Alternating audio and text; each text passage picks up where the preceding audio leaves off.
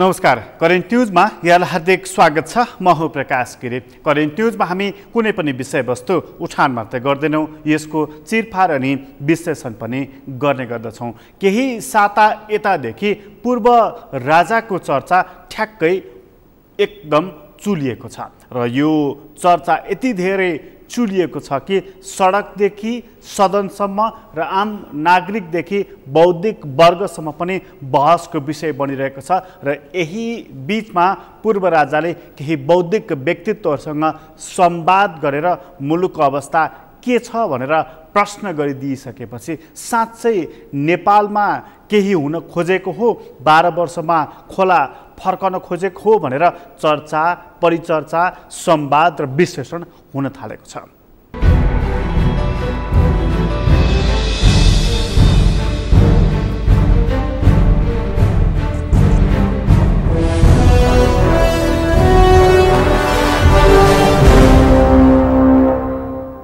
राजसंस्था के फेरि फर्कला, राजतन्त्र फेरि फर्केला, यो एउटा महत्त्वपूर्ण सवाल बनेर आइदिएको छ। पूर्व राजा जसले नारायण हिटी छाडेर गएका थिए, नागार्जुनमा सरकारले दिएको आवासमा, त्यो ठाउँमा बसिरहेका पूर्व राजा फेरि पनि आउन सक्लान् त भनेर यति बेला चर्चा, संवाद र बहस यस कारण भइरहेको छ कि करिब 2/3 नजिक बहुमत भएको बलियो र स्थिर सरकार छ, तर त्यसले सोचे जस्तो जनअपेक्षा अनुसारको काम गर्न सकिरहेको छैन र कम्युनिस्ट पार्टीको नेतृत्वमा बनेको सरकारले पनि काम गर्न सक्दैन र त्यो सरकार, जुन सरकार समाजवादतर्फ जाने भनेर प्रण गरिएको संविधान अनुसार बनेको छ, त्यो सरकारले पनि काम गर्न सक्दैन भनेदेखि यहाँ लोकतन्त्र, गणतन्त्र, सङ्घीयता र धर्मनिरपेक्षता साँच्चीकै अब काम नलाग्ने वस्तु भएका हुन् त भनेर प्रश्न त्यस कारणले गरिएको हो।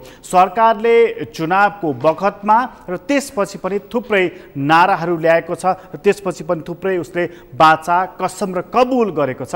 काम चाहिँ किन भएन त भनेर त्यो निराशा बिस्तारै बिस्तारै बिस्तारै एउटा विद्रोहमा जान थालेको हो कि भनेर प्रश्नहरू भइराखेको छ। तर त्यो सबै कुराहरू हेरिराख्दाखेरि आन्तरिक रूपमा र बाह्य रूपमा पनि राजतन्त्र पुनर्स्थापनको पूर्वाधार बनेको छ त, यो सवाल पनि उत्तिकै महत्त्वपूर्ण बनिदिएको छ। पूर्वाधारको दृष्टिले हेर्दाखेरि राष्ट्रिय राजनीतिमा जनताको पूर्ण रूपमा मानसिक विकास भएको हिसाबले हेर्दाखेरि र अहिलेको सचेत समाजको चाहनालाई ख्याल गर्दाखेरि राजतन्त्र फर्काउने अर्थात् परम्परागत शक्तिलाई नै मूल शक्ति मान्ने अवस्था फेरि आउला त, यो सवाल यस कारणले आज हामी उठाउँदैछौँ र कार्यक्रमको सुरुवातमा चाहिँ एउटा रिपोर्ट प्रस्तुत गर्दैछौँ।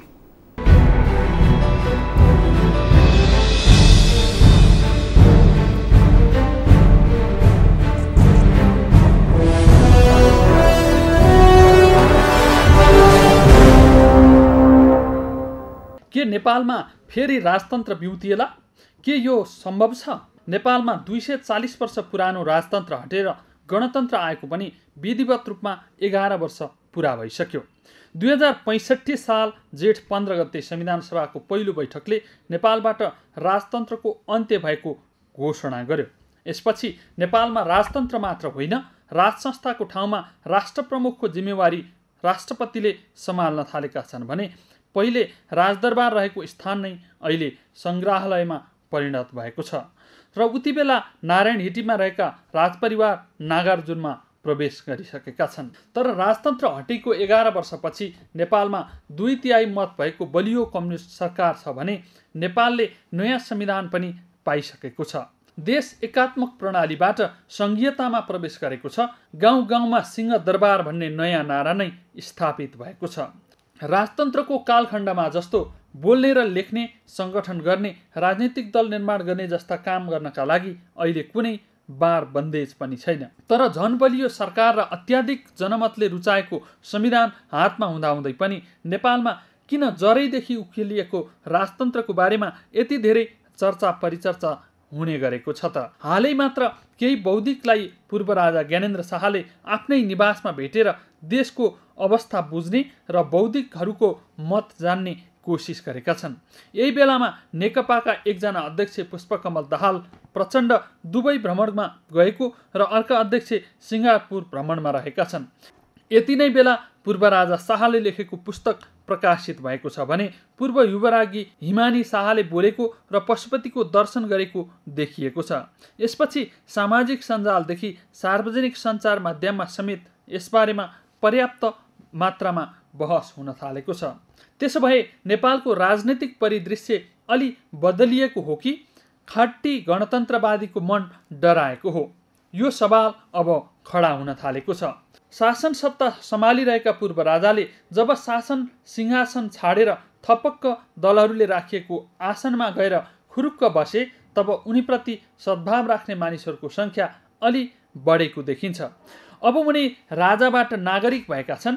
यसपछि एउटा नागरिकको रूपमा कुनै पनि व्यक्तिले बोल्न पाउने कि नपाउने वा कुनै नागरिकले बोलेकै भरमा त्यसमा हङ्गामा गर्नुपर्ने अवस्था हो कि होइन? कतिपय राजनीतिक विश्लेषकहरूको भनाइलाई ख्याल गर्ने हो भने विकास भनेको डेलिभरी हो र जब सत्ताले डेलिभरी दिन सक्दैन तब सरकारको काम गर्ने क्षमतामाथि प्रश्न उठ्न थाल्दछ र निरन्तर रूपमा काम गर्न सकेन भने सरकार मात्र होइन व्यवस्थामाथि नै प्रश्न उठ्न थाल्दछ। यो त्यति बेला मात्र हुन्छ जब नागरिकमा आक्रोशबाट निराशा र निराशाबाट विद्रोह पैदा हुन्छ। त्यसैले नागरिक निराशामा पुग्नु अघि नै सचेत सत्ता सञ्चालकले जनचाहना अनुसार आफूलाई ढाल्ने गर्दछ। चुनाव भएर 2/3 सरकार भएकाले यस सरकारसँग र चुनाव अघि यही सरकारले अनेक वाचा गरेकाले सरकारसँग अनेक अपेक्षा गर्नु स्वाभाविक नै हो। यसमाथि अस्थिरताबाट आक्रान्त भएका जनताले स्थिर सरकारबाट अपेक्षा गर्नु कुनै गलत अपेक्षा होइन।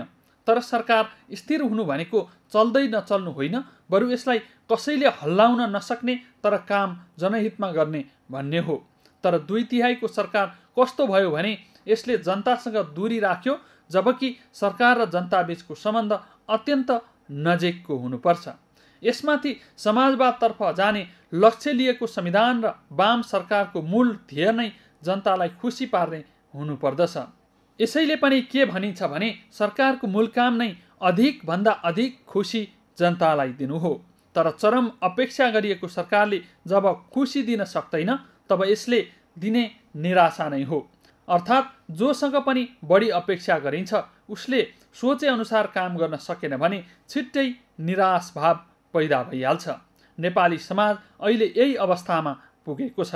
लामो लडाईँबाट ल्याएको गणतन्त्र भन्दा बरु राजा नै ठिक हुन् कि भन्ने अभिव्यक्ति भनेको गणतन्त्रका लागि खतराको सूचक हो।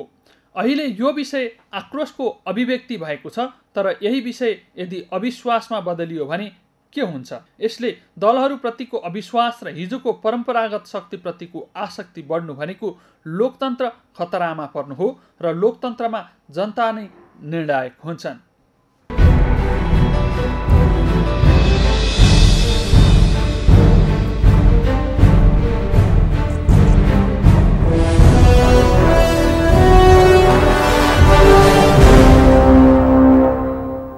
राजतन्त्र पुनः फर्केला त भन्ने प्रश्न गरिरहँदाखेरि सँगै मानिसहरू अर्को प्रश्न गर्ने गर्दछन्, यदि राजतन्त्र फर्कियो भनेदेखि त्यो राज संस्था हाँक्ने नेतृत्व चाहिँ को हुन्छ? पूर्व राजा ज्ञानेन्द्र शाह या उनका पुत्र पारस शाह या उनकी बुहारी हिमानी शाह या त्योभन्दा तल्लो पुस्ता? यति धेरै प्रश्नको बारेमा पनि मानिसहरू बहस संवाद गरि नै रहने गर्दछन्। यसमा हरेक मानिसको आफ्ना आफ्नै खालको शङ्का, आफ्ना आफ्नै खालको अनुमान र आफ्नै आफ्नै खालको विश्लेषण पनि रहने गर्दछ। तर त्यो विश्लेषण गर्नुभन्दा पहिले एउटा प्रश्नको उत्तर दिनुपर्नेछ, के नेपालमा राजतन्त्र फर्कनको लागि सम्भव छ? यो प्रश्नको निकै सोच विचार गरिकन जवाफ दिनुपर्ने हुन्छ र यो जवाफ आजको राजनीतिक समीकरणलाई हेर्दाखेरि र नेपालमा जुन राजनीतिक दलहरूको वर्चस्व छ ती राजनीतिक दलहरूको वर्चस्वलाई हेर्दाखेरि, उनीहरूको मानसिकतालाई हेर्दाखेरि राजतन्त्र फर्काउनको लागि उनीहरू सक्रिय होलान् त?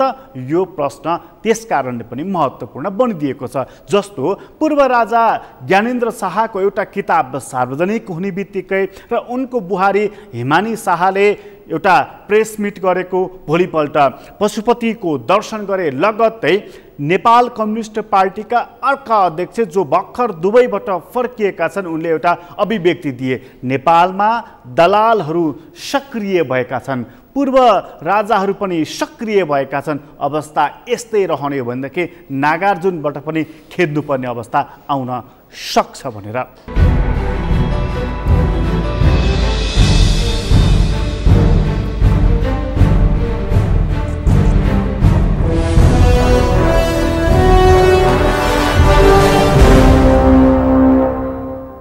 केही मान्छेहरू अब यो सिस्टम फेल भयो, तपाईहरुले सुन्नुभयो होला, हिजो सामन्ती राजा महाराजाहरूको चाकरी र गुलामी गर्ने केही त्यस्ता दलालहरू दासहरू अहिले अब सरकार होइन अब सिस्टममै फेर्न पर्ने बेला आयो भनेर भनेका छन्। जम्मा 1.5 वर्ष भयो सरकार गठन भएको, निर्वाचन भएको, स्थानीय तहको निर्वाचनदेखि गन्यो भने पनि 2 वर्ष हुँदैछ, 2 वर्ष पुगेकै छैन, तर तिनीहरूले सिस्टम बदल्ने कुरा गरेका छन्। एक थरी मान्छेहरूले चाहिँ राजालाई ल्याउँछौँ रे भनेर हल्ला गरेको पनि सायद तपाईहरुले सुन्नु भएको होला। र कतिपय मान्छेहरू यो परिवर्तनका पक्षधरहरूलाई विभिन्न बहानामा चाहिँ कुनै न कुनै रूपमा अप्ठ्यारोमा पर्ने षड्यन्त्रहरू भइरहेको पनि तपाईहरुले थाहा पाउनु भएको होला। ती मान्छेहरू जो जिन्दगीभरि सामन्तवादको, जसले जिन्दगीभरि निरङ्कुश तन्त्रको, जसले जिन्दगीभरि तानाशाहीको दलाली र चाकरी गरे, र तपाईँ हामी गाउँघरका र देशभरिका जनताले र त्यसको नेतृत्व गर्ने पार्टीहरूले दुःख कष्ट त्याग तपस्या बलिदानको एउटा ऐतिहासिक कीर्तिमानहरू कायम गरेर 1 वर्ष होइन 2 वर्ष होइन 50औं वर्ष लडेर यो सिस्टम आएको हो। मानव ती हिजोका राजा महाराजाका दलालहरूले सजिलै अब यो गणतन्त्रलाई उल्ट्याउन सकिन्छ भने जस्ता बकवासहरू हो हल्लाहरू अहिले गर्न थालेका छन्। म तपाईँ प्यारा दिदीबहिनी दाजुभाइहरूलाई के भन्न चाहन्छु भने तिनीहरूका ती बकवास गाउँका जनताले सुविधा नपाउन् भन्ने खालका बकवास हुन्। देशभरि विकास निर्माणको जो गति पैदा हुन थालेको छ, स्थानीय तहदेखि प्रदेश र केन्द्रसम्म मिलेर स्वस्थ प्रतिस्पर्धा मार्फत विकासले जो गति लिन थालेको छ, त्यो गति रोक्ने र फेरि एकचोटि देशलाई निरङ्कुशताको जाँतोतिर पिस्ने गरी फर्काउने दिवा स्वप्न तिनीहरूले देखेका छन्। मैले आज यो मञ्चमा बसेर देशभरिको जनतालाई पनि अपिल गर्न र अनुरोध गर्न चाहन्छु, तिनीहरूले फेरि नेपाली जनतालाई रैती र दास बनाउने दिवा स्वप्न देखेका छन्, त्यो कहिल्यै पुरा हुने छैन, त्यसलाई कुनै हालतमा पुरा हुन दिने छैन। हामी यो सानो दुःखले, सानो त्यागले, सानो तपस्याले हामी आज यो ठाउँमा आएका होइनौँ। हामीलाई कसैले दया माया गरेर कम्युनिस्ट पार्टीलाई 2/3 झन्डैको बहुमत दिएको होइन। हिजोका तानाशाहहरूले दोस्रो पटक प्रधानमन्त्री हुँदा नेपाललाई एकताबद्ध गर्ने र निर्वाचनतिर लैजाने र देशलाई एउटा नयाँ गतितिर लैजाने अनि कम्युनिस्ट पार्टीलाई एकताबद्ध गर्ने र एउटा शक्तिशाली कम्युनिस्ट पार्टी बनाउने कुराको नेतृत्व गर्ने मध्ये एक हुने मलाई अवसर मिल्यो। यो के राजा महाराजाहरूले दिएको अवसर हो त? यो के हिजोका काङ्ग्रेसीहरूले दिएको अधिकार हो त हामीलाई? उनीहरूले माया गरेर दया गरेर दिएको हो त? यो त तपाईहरुले, तपाईँ जस्ता जनसमुदायहरू जसले रात दिन मेहनत गरेर हामीलाई बचाउनु भयो, हुर्काउनु भयो, तपाईहरुकै योगदान हो। त्यो कारणले, तपाईहरुको समर्थनले, तपाईहरुको भरोसाले, तपाईहरुको विश्वासले, तपाईहरुको मायाले नै हामी यो ठाउँमा छौँ। यदि उनीहरूको लागेको पुगेको हुन्थे भने त मलाई त जिउँदै पक्रेर ल्याए पनि, टाउको काटेर ल्याए पनि 50 लाखको इनाम त घोषणा भएकै थियो। अस्ति म एउटा कार्यक्रममा जाँदा गब्बर सिंहको कुरा आयो। गब्बर सिंह, तपाईहरुले कतिपय युवा साथी, यिनीहरूको जिन्दगी हेरौँ त, राजा महाराजाहरूको जिन्दगी कस्तो थियो भन्ने हामीलाई थाहा छैन। हिजोका सरकारहरूले के गरे नेपाली जनताको लागि भन्ने हामीलाई थाहा छैन। त्यसकारण मेरो भनाइको तात्पर्य के हो भने आजभोलि एक थरी चाहिँ तानाशाह र निरङ्कुशताका पुजारीहरू, एक थरी राजा महाराजाका दासहरू, दलालहरू अहिले सङ्घीय लोकतान्त्रिक गणतन्त्रका विरुद्ध बकवास गर्न थालेका छन्। म तिनीहरूलाई चुनौती दिन चाहन्छु। मैले एक दुईवटा कुरा सुनेको हुनाले यो बिचमा 2-4 दिन यता उनीहरू बडो चाहिँ हामी अब आयौँ अगाडि भने जस्तो सोचेका छन्। 3 करोड नेपालीको चाहिँ आवेगमा परे भने तिनीहरू खरानी हुन क्षणभर पनि लाग्दैन। तिमीहरूले त अहिलेका हाम्रा पार्टी र नेताहरूलाई धन्यवाद र बधाई दिनुपर्छ। हामीले उदारतापूर्वक तिमीहरूलाई छोडिदिएका छौँ। हामीले उदारतापूर्वक ज्ञानेन्द्रलाई नागार्जुनमा बस्ने अवसर दिएका छौँ। नारायण हिटी छोडेर नागार्जुनमा सुरक्षासहित बस्न दिएका छौँ। हामीले उनीहरूलाई नेपाली जनताको उदार मन, तपाईँहरूको मन पनि धेरै उदार चित्त छ। तपाईँहरूले हुर्काएका हामी छोराछोरीहरू पनि अलिक उदारै छौँ। हामी यदि कसैले शरण पर्न आउँछ भने हामी त्यसको मरण गर्दैनौँ। हामीले त्यो उदारतापूर्वक एउटा लोकतान्त्रिक तरिकाले उनीहरूलाई बस्न दिएको त अहिले 8-10 वर्ष बित्न नपाउँदै, संविधान घोषणा भएको र निर्वाचन भएको 2 वर्ष पुरा नहुँदै उनीहरूले जे बकवास गर्न थालेका छन्। यदि उनीहरूले यसरी नै सङ्घीय लोकतान्त्रिक गणतन्त्रका विरुद्ध चाहिँ गाली गलौज गर्न थाले भने मलाई के विश्वास छ भने नेपाली जनताले उनीहरूलाई छुट दिने छैनन्।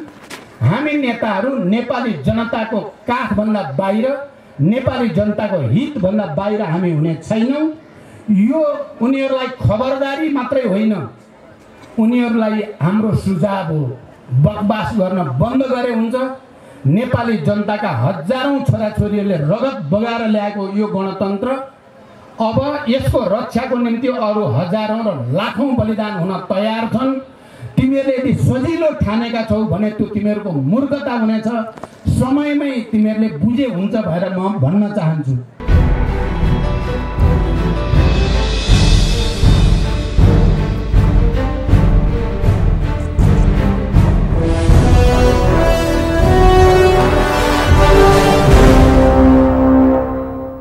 गणतन्त्रको लागि दौडिएका, गणतन्त्रको लागि लडेका मानिसहरूको यस खालको अभिव्यक्ति र तिनै मानिसहरू राजनीतिको केन्द्रमा रहेको हिसाबले हेर्ने हो भनेदेखि यो अभिव्यक्तिले भन्दछ कि साँच्चीकै नेपालमा गणतन्त्र आइसक्यो र अब पूर्व राज संस्थाको या राजतन्त्रको फेरि पुनरागमनको सम्भावना छैन भनेर।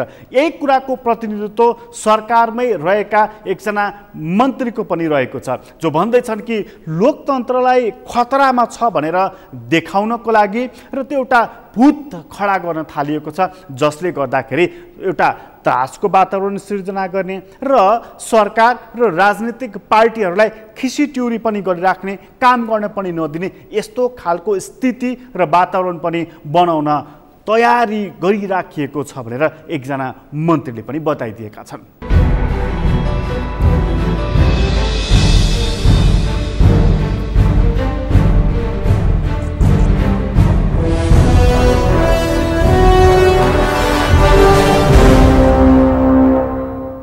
कार्य सम्पादन प्रणालीको एउटा नयाँ प्रयोग। यसले मन्त्रीहरूलाई आफ्ना घोषित कामप्रति, सम्माननीय प्रधानमन्त्रीज्यूलाई आफ्ना मन्त्रीहरूले गरिरहेका कामको निगरानी गर्ने कुरातर्फ र मन्त्रालयका अरू डिपार्टमेन्टहरूलाई के काम कहिले कसरी सक्ने भने त्यो काम सोही समयमा सक्नुपर्ने एउटा बाध्यात्मक स्थिति सिर्जना गरेका छौँ, जसले परिवर्तनलाई थप सक्रिय तुल्याउनेछ।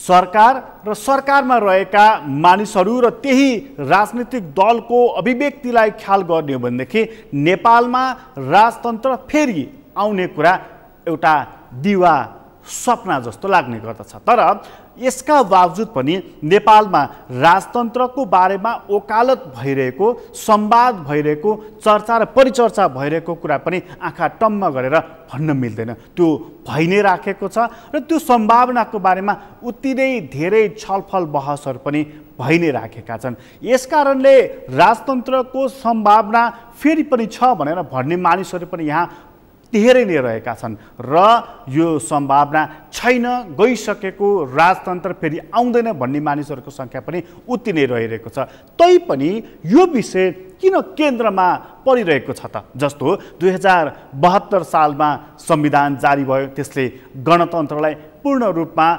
स्वीकार गर्यो र समाजवादतर्फ जान्छौँ भनेर त्यसले प्रण गरेको छ भनेदेखि त्यहाँ राजतन्त्रको ठाउँ कहाँनिर छ? यो सवाल यसरी पनि खडा भएको छ। यसका बावजुद पनि राजतन्त्रको बारेमा चर्चा चाहिँ किन भइरहेको छ त? हामी एकैछिन विश्राम लिँदैछौँ, त्यसपछि यस प्रश्नको जवाफ लिएर उपस्थित हुनेछौँ।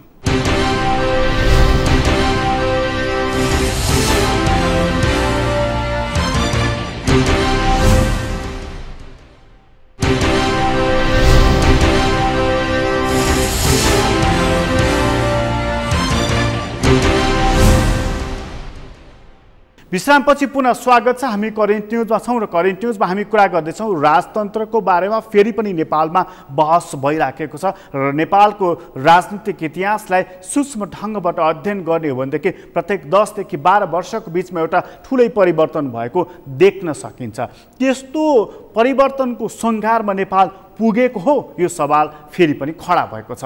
यो सवालकै केन्द्रमा रहेर बहस गर्ने हो भनेदेखि, यसकै वरिपरि रहेर सूक्ष्म विश्लेषण गर्ने हो भनेदेखि कतिपय मानिसहरू भन्दछन् राजतन्त्रको सम्भावना नेपालमा अझै पनि छ। तर त्यसको लागि बाह्य शक्ति हाबी हुने कि आन्तरिक शक्तिहरूले नै त्यो काम गर्ने, यो सवाल उत्तिकै महत्त्वपूर्ण छ। र त्यस्ता विद्वानहरूको भनाइ एकछिन ख्याल गर्ने हो भनेदेखि बाह्य शक्तिलाई परै राखौँ, आन्तरिक शक्तिहरूले चाहेको खण्डमा, जनताले चाहेको खण्डमा यो अझै सम्भव छ भनेर उनीहरू बताइरहेका छन्। यो सम्भव हुने आधार चाहिँ के रहेछ? त्यस्तो पूर्वाधार चाहिँ बनेको रहेछ त? त्यो कुरा हामी प्रस्तुत गर्दैछौँ।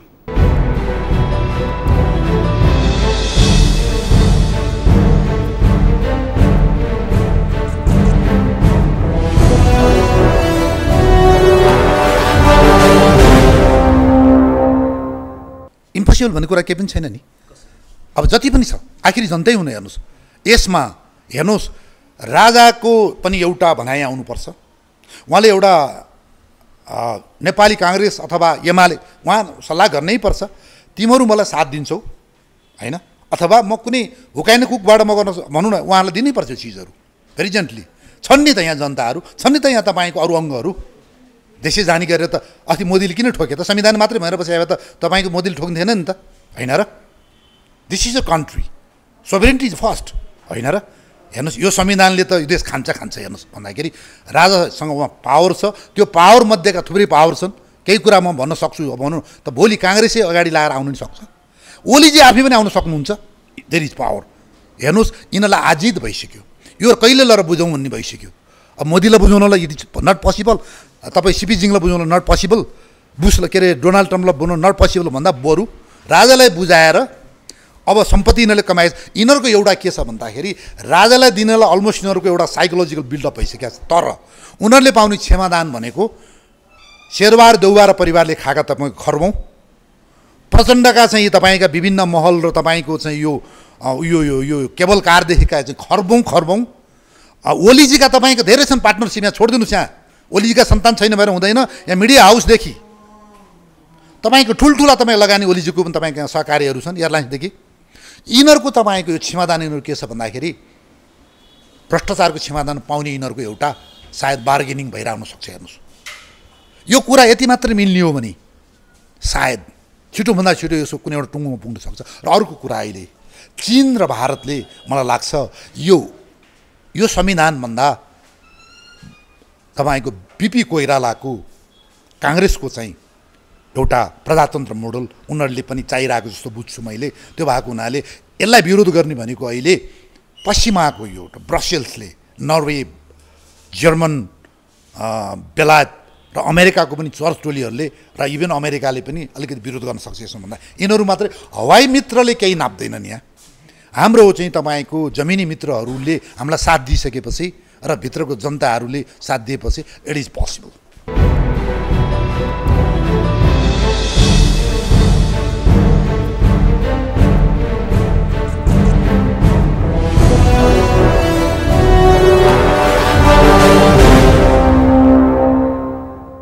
राजतन्त्रको सम्भावना छ भनेदेखि यो संविधानको अवस्था के रहन्छ यो सवाल पनि उत्तिकै महत्त्वपूर्ण छ। यो संविधान रहन्जेलसम्म राजतन्त्रको सम्भावना रहने कुरै भएन। राजतन्त्र यदि आउँछ भनेदेखि यो संविधान जान्छ यो कुरा प्रष्ट छ। तर यो संविधान यी राजनीतिक दलहरू जसले हिजो 2072 सालमा यो संविधान ल्याएका थिए उनीहरू हुँदाहुँदै यो संविधान जान्छ कसरी यो सवाल पनि उत्तिकै महत्त्वपूर्ण छ। यसैले घरेलु वातावरण राजतन्त्रको पक्षमा छैन भन्ने कुरा देखिन्छ र ठुलै जनमत यहाँनेरि सृजना भएको पनि देखिएको छैन। अब बाह्य कारण र घरेलु कारण दुवै मिले भनेदेखि एउटा सम्भावना हुन सक्दछ। तर त्यस्तो कारण र त्यस्तो सम्भावना चाहिँ छ त यो सवाल पनि उत्तिकै महत्त्वपूर्ण छ र राजनीतिक दलका नेताहरू चाहिँ यो सम्भावनालाई पुरै नकार्ने गर्दछन्।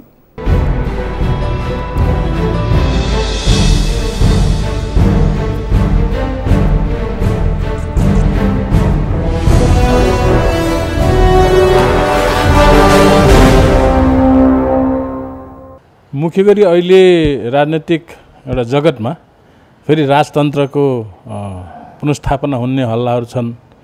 त्यसरी चाहिँ तपाईँको हिन्दू धर्म फर्काउने चाहिँ तपाईँको नेपाललाई हिन्दू राज्य घोषणा गर्ने खालका पनि अभियानहरू चाहिँ देखिन्छ यताउता।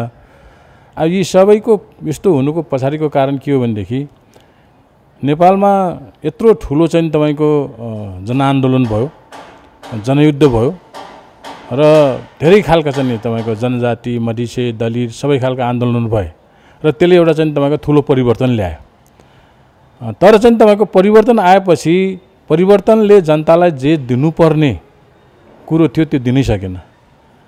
राजनीतिक दलहरूले अहिले जो सत्तामा छन् कोही प्रतिपक्षमा छन् तिनले जनताका अगाडि जे चाहिँ एउटा चाहिँ प्रोमिस गरेका थिए, प्रतिज्ञा गरेका थियौँ यो दिन्छौँ उ दिन्छौँ है भन्ने खालको त्यो केही पनि भएन। त्यसपछि अहिले चाहिँ तपाईँको गणतन्त्र स्थापना भइसकेपछि पनि बिस्तारै चाहिँ नेपालका जनताहरूमा फेरि चाहिँ निराशा छाएको छ। जतासुकै चाहिँ तपाईँको अशान्ति छ, हत्या छ, हिंसा छ, यहाँ चाहिँ लुट छ चाहिँ है, यहाँ चाहिँ तपाईँको बलात्कार भइराखेका छन्, शोषण छ, एकदम घुसखोरी छ, अनियमितता छ। झनभन्दा झन चाहिँ तपाईँको यहाँको राजनीतिक आर्थिक सबै वातावरण सामाजिक वातावरण एकदम खलबल भइरहेछ।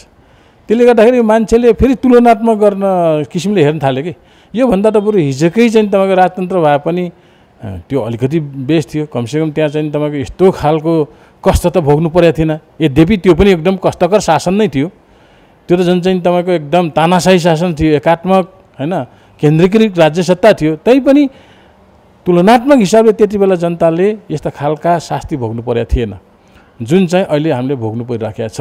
त्यस कारणले यो प्रणाली नै चाहिँ तपाईँको अहिले असफलतिर चाहिँ ढल्किराखेको छ कि त्यस कारणले अब जसले चाहिँ तपाईँको हिजो यो संहिता आयो भने देश टुक्रिन्छ, यहाँ चाहिँ तपाईँको अशान्त हुन्छ, सामाजिक सद्भाव बिग्रन्छ, राज्यको चाहिँ तपाईँको सार्वभौमिक सत्तामा चाहिँ आँच आउँछ भन्ने खालले एउटा गलत प्रचार गरेका थिए। त्यो साँच्चै साँच्चै हो कि त साँच्चै हो कि भन्ने खालको भान जनतामा परेछ। त्यसले गर्दाखेरि जनताले अब यस्तो बेलामा जो चाहिँ तपाईँको तानाशाहीहरू एकात्मक चाहिँ तपाईँको शासन चाहिँ सत्ताका हालिमुहाली गर्नेवालाहरू जो चाहिँ तपाईँको यहाँका सामन्तीहरू थिए तिनीहरूले जो टाउको लुकाएर बसेका थिए तिनीहरूले बिस्तारै टाउको उठाउने मौका पाए किनभने अवसर त्यो खाले दियो। यो त अहिलेको राज्य सत्ताले राज्य व्यवस्थाले यो खालको चाहिँ तपाईँको अवस्थाको सिर्जना गर्न त नहुने थियो तर त्यो भइराखेको छ। त्यसले गर्दाखेरि फेरि हिजोका प्रतिगामी शक्तिहरू हिजोका प्रतिक्रियावादी शक्तिहरू फेरि उठ्न थालेका छन्। त्यो स्वाभाविक रूपमा त्यस्तो हुन्छ। त्यस कारणले हामीले सारमा के भनेदेखि तपाईँको ६५-६३को जनआन्दोलनले जुन हामीले चाहिँ तपाईँको आशा गरेका हामीले चाहेका हामीले खोजेका एउटा चाहिँ शासन व्यवस्था थियो, राज्य व्यवस्था थियो, त्यो राज्य व्यवस्था चाहिँ आउन सकेन। राज्य सत्ता पुरानै भयो कि फेरि सामन्तीहरूकै हातमा छ, फेरि चाहिँ तपाईँको उही वर्ग उही क्षेत्र उही लिङ्गकै हातमा छ, नाम फेरिएको छ, कम्युनिस्ट शासन यहाँ छ भन्ने छ, तर वास्तवमा ती सच्चा कम्युनिस्ट पनि भएनन्। त्यो कम्युनिस्टले गर्नुपर्ने कामहरू पनि आचरण चाहिँ गरेनन्, शासन सत्ता पनि त्यो अनुसारको भएन। त्यसले गर्दाखेरि फेरि बिस्तारै चाहिँ तपाईँको पश्चगामी दिशातिर चाहिँ तपाईँको देश गइरहेछ, यहाँको शासकहरू गइरहेछ। त्यसकै प्रतिफल अहिलेको यो चाहिँ तपाईँको विसङ्गति, बेठिटी, यहाँका विकृति, यहाँको चाहिँ अराजकता है सबै चाहिँ तपाईँको कुराले त्यो प्रशय चाहिँ पाइराखेको छ। होइन अब यस्तो खालले जुन शासन सत्ता चल्दै गयो, जनताले दुःख पाउँदै गए, उनीहरूका दिएका हिजोका सुविधा पनि कटौती हुँदै जाने, अधिकारहरू चाहिँ हनन हुँदै जाने, फेरि जनता पहिलेकै अवस्थामा चाहिँ तपाईँको भन्दा पनि कष्टकर जीवन बिताउनु पर्ने हो भने त फेरि चाहिँ आन्दोलन त हुन्छ। त्यसले गर्दाखेरि आन्दोलन चाहिँ तपाईँको जबसम्म जनताको शासन सत्ता आउँदैन, जबसम्म चाहिँ तपाईँको हामीले जनताले खोजेका र जनताले चाहेका आमूल परिवर्तन आउँदैन, तबसम्म आन्दोलनको सम्भावना त रहिरहन्छ। त्यस्तो खालको चाहिँ तपाईँको वातावरण त बनिरहन्छ। त्यसले गर्दाखेरि फेरि अर्को आन्दोलन हुन जरुरी छ, त्यो हुन्छ पनि, त्यो चाहिँ तपाईँको दिनहरू फेरि आउँछन्।